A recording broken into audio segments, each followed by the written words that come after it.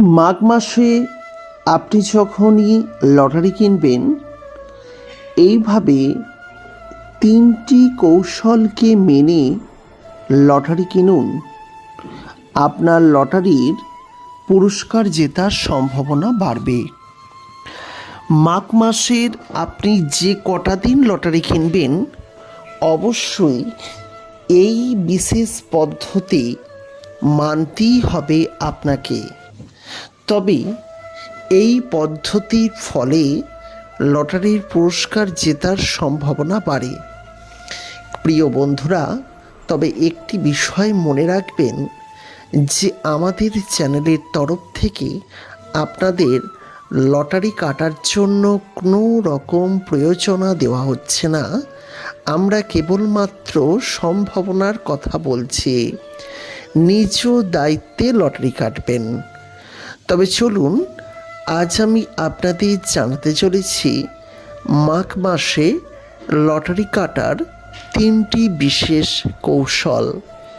আমাদের মধ্যে অনেকেই এই কৌশল মেনে লটারি কাটেন, কিন্তু একটি কথা মনে রাখবেন, কেউ আপনাকে এই বিশেষ কৌশলের কথাটি স্বীকার করবেন না বা শিখিয়ে দেবেন না।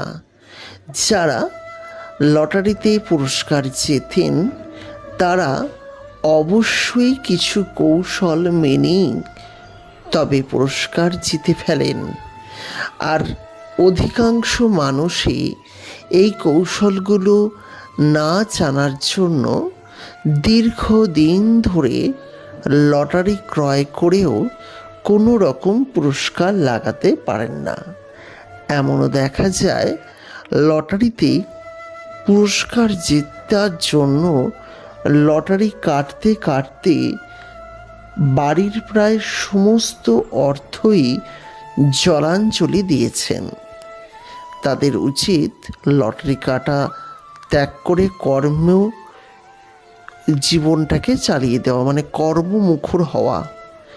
তবে যারা লটারি কাটবেন তারা অবশ্যই কিছু কৌশল মেনে কাটুন, কারণ এই কৌশলই আপনাকে সাহায্য করতে পারে পরবর্তীকালে পুরস্কার এনে দেওয়ার। এখন কৌশল তো বহু রকমের আছে। কোন কৌশল কার জন্য লাভদায়ক হবে এ বলা খুব মুশকিল। তবে যে বিশেষ বিশেষ লুকায়িত কৌশল রয়েছে, যে কৌশল আপনাকে কেউ বলবে না, সেই কৌশল, এমন 3টি কৌশল কিন্তু আজকে আমি আপনাকে শেয়ার করলাম। 1 নম্বর, আপনি যখনই লটারি কাটবেন, লটারির সংখ্যা নম্বর যুক্তাক্ষর দেখে কিনবেন। অর্থাৎ একই সংখ্যা পরপর দুবার রিপিট হলে সেই সব লটারি জেতার সম্ভাবনা কিন্তু প্রবল থাকে।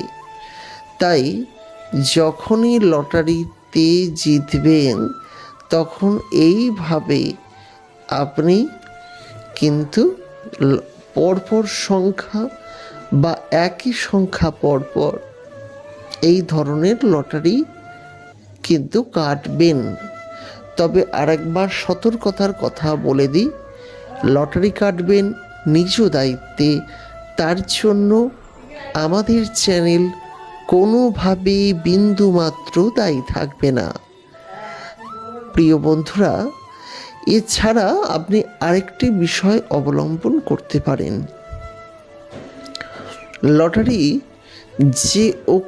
যে সংখ্যারই কিনবেন না কেন, যদি সিরিজ অনুযায়ী হয় তাহলে বি সিরিজের, অর্থাৎ যদি ABCD 4 সিরিজের থাকে, বি সিরিজের লটারি বেশি ক্রয় করার চেষ্টা করবেন।